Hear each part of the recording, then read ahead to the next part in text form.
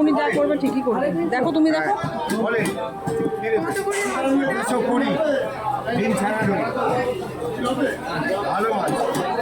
তুমি দেখো দেখে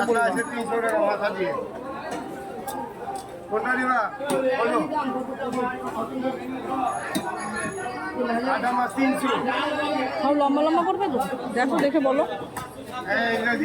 এইটা নিতে হবে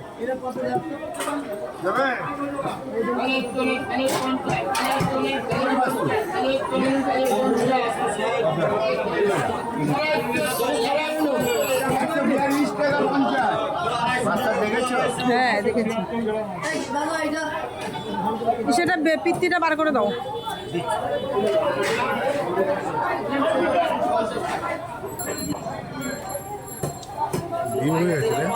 ডিম হয়েছে নাকি গো? ডিম হয়েছে না? তেলটা বার করে দাও। হ্যাঁ হ্যাঁ, তেল না বার করলে তো তেল খাবে কি করে?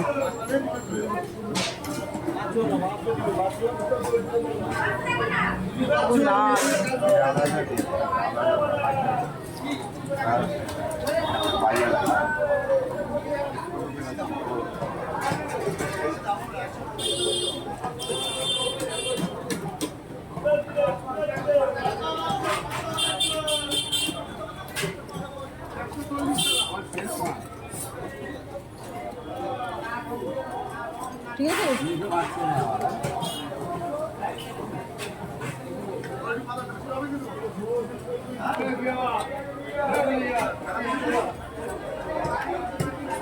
গ্যাস দিয়ে আরেকটা বার করে দাও, আরেকটা বার করে দাও, আরেকটা বার করো।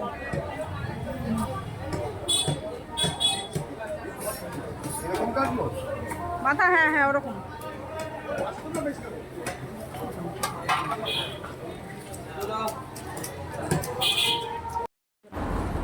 গুড মর্নিং বন্ধুরা, তোমরা সবাই কেমন আছো?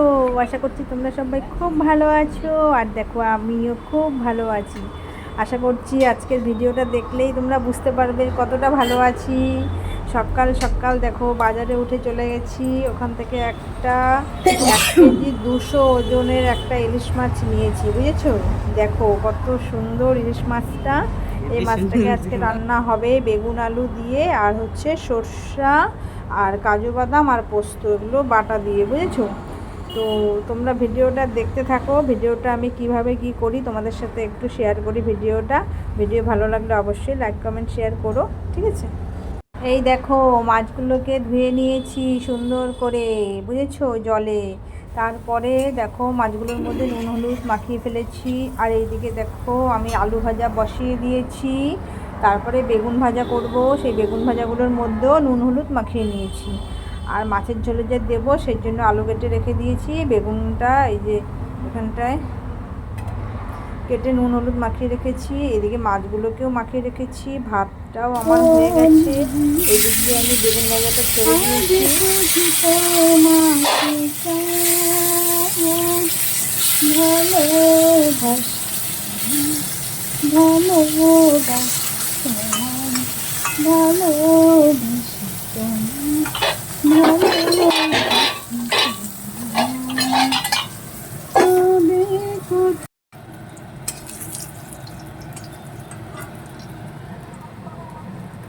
দেখো গান করতে করতে আমার আলু ভাজা তো হয়েই গেছে। তারপরে বেগুন ভাজাটাও আমার হয়ে গেল, পুরো ছাকা তেলে ভাজা।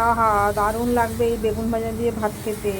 তারপরে দেখো এই যে কাঁচা লঙ্কার কুচি মানে কাঁচা লঙ্কা টুকরো করা আর হচ্ছে আলু ভাজা, এগুলো সব আলাদা করে ভেজে আমি তুলে নেব, পরে মাছের মধ্যে দেবো, বুঝেছো।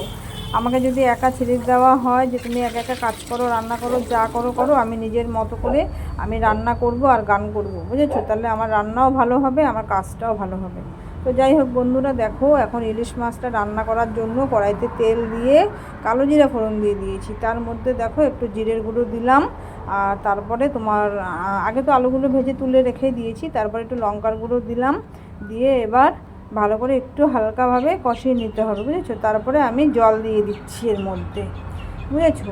এবার জলটা সুন্দর করে ফুটবে, তার উপরে আস্তে আস্তে করে মাছগুলো দিয়ে দিতে হবে। হ্যাঁ, আগে জল মানে ঝোলটাকে একবার ফুটিয়ে নিতে হবে, তার উপরে মাছগুলোকে সুন্দর করে সাজিয়ে দিয়ে আবার চাপা দিয়ে দিতে হবে হালকা আঁচে, সিমে ও মানে ভাপা হবে, ঠিক আছে। দেখতে থাকো ভিডিও।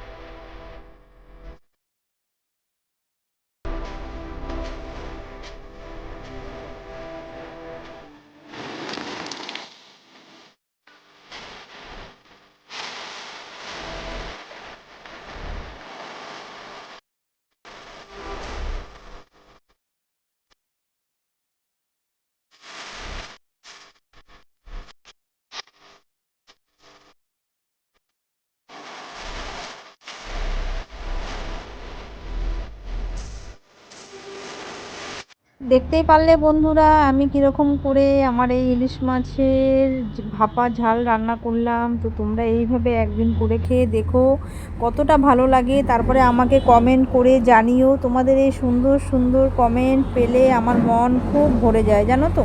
মিষ্টি মিষ্টি কমেন্ট পেলে আমি খুব উৎসাহিত হই, খুব ভালো লাগে আমার। এখানে আছে মাছের ঝোলটা, মাছের ঝোলটা কড়াইতে সব মাছগুলো এখানে তুলে রেখেছি।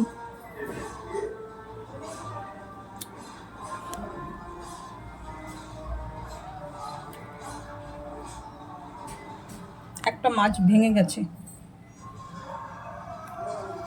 সব মাছ তুলে রেখেছি, কারণ নাড়াঘাটা করলেই না ভেঙে যাবে মাছ।